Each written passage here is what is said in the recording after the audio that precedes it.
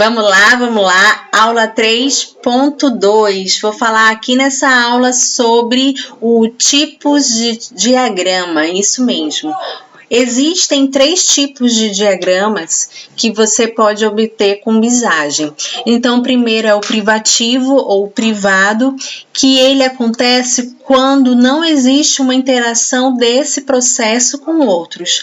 Ou seja, só existe um processo e ele não precisa ser interagido com outros processos. Ele preocupa-se só com o teor do fluxo dele mesmo, de si só. Então, o processo está aqui e ele inicia, tem as etapas das tarefas, tem um processo aqui, esse símbolo é um processo, uma tomada de decisão.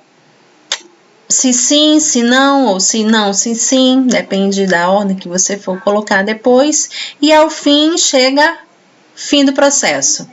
Então, início do processo, tarefa, tomada de decisão, tarefa, fim do processo. Esse é um processo privado. Por quê? Porque ele só fica aqui, ó, no processo dele. Existe também o processo abstrato.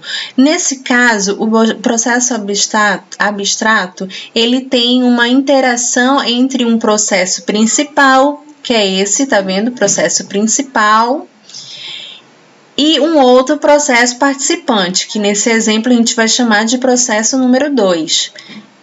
Então, em relação ao processo principal, não há uma preocupação com o conteúdo que passa no conteúdo do fluxo em si, mas sim como ele colabora com o outro fluxo do outro sistema. Então, há uma preocupação de como ele vai colaborar com outro processo. Então, essa aqui é uma representação do processo do tipo de diagrama abstrato. E, por fim, o processo colaborativo, que é o tipo de diagrama colaborativo que eu estarei usando, que eu vou fazer uma interação entre 2 ou mais entidades de negócios, sendo que o conteúdo do fluxo é especificado em todas as entidades.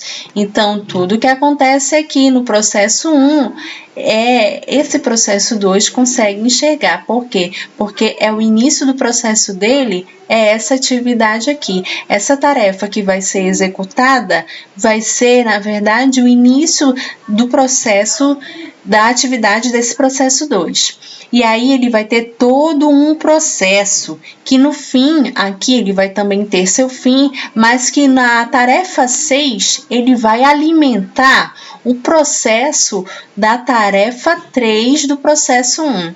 Então, por isso que é colaborativo, há uma interação entre uma ou mais entidades de negócios, ok? Então, essa é a aula 3.2. Eu aguardo vocês na próxima aula 3.3. Até mais!